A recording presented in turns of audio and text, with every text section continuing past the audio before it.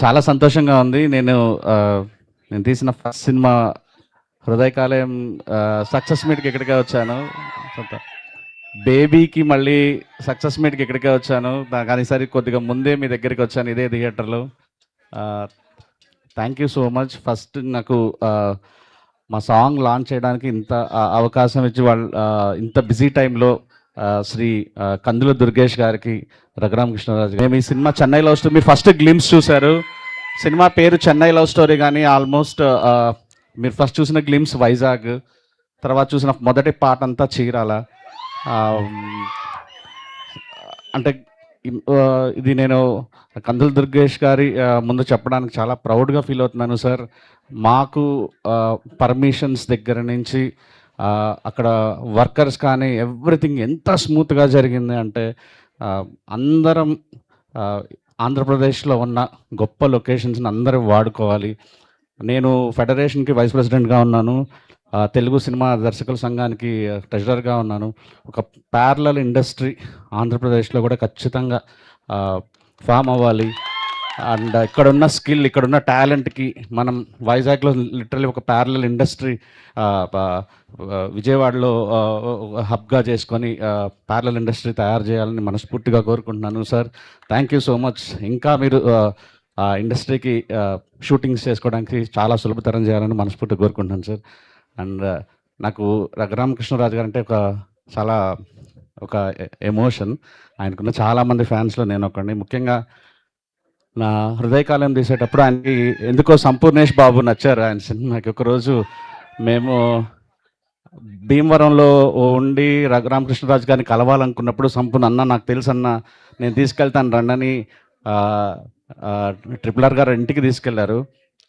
మేము చిన్న హీరో, చిన్న డైరెక్టరు. బయట గేట్ బయట కూడా ఆయన కలవడానికి చాలామంది ఉన్నారు. మాతో ఒక గంట సేపు మాట్లాడి చెప్పండి ఏం చేయాలనుకుంటున్నారు భీమవరంలో అంటే, సార్ కోడి పందాలు చూడాలి సార్ అన్నాను. అంటే ఆయన కార్లో ఎక్కించుకొని వెళ్ళి పాలకొల్లులో అందరి ఆ బరిలో మమ్మల్ని కూర్చోబెట్టి ఒక గంట సేపు మాతో ఉన్నారు. నాకంటే చాలా ప్రౌడ్ ఫీలింగ్. ఏదో మంచి సినిమా ఆయన ఎంటర్టైన్ చేసాము. ఆయన మమ్మల్ని నాకు చాలా మెమరబుల్ మూమెంట్ సార్ అది. Thank you so much. మీరు రావటం నాకు చాలా సంతోషంగా ఉంది సార్. అండ్ ఇంకా ఒకటే చెప్తాను, సినిమా చూశాను నేను. సినిమా ఒక 10 సార్లు చూశాను. 'చెన్నై లవ్ స్టోరీ' ఖచ్చితంగా మీ మనసులో గెలుచుకుంటుంది. బేబీ ఏదైతే ఎమోషన్ ఉందో అంతకు 2 రెట్లు 3 రెట్లు గొప్ప సినిమా ఇవ్వబోతున్నాం. 100% బ్లాక్ బస్టర్ ఇస్తారా, సూపర్ హిట్ ఇస్తారా, అది మన చేతిలో లేదు. కానీ మంచి సినిమా ఇవ్వటం మాత్రం మా చేతిలోనే ఉంది. మనస వాచ కర్మ బ్లడ్ పెట్టి పనిచేసాం. ఒక గొప్ప సినిమా ఇవ్వబోతున్నాం అన్న సంతృప్తి నాకుంది. Thank you so much. Thank you Sai Rajesh గారు. Thank you very much. మీరు నమ్మి ఈ సినిమాని తీసుకొస్తున్నారంటే డెఫినెట్గా బొమ్మ. అండ్ నా ఫ్రెండ్ సందీప్ గురించి చెప్పడం మర్చిపోయాను నేను, సందీప్ పంచకర్ల. అండ్ సందీప్ నేను జన సైనికులం.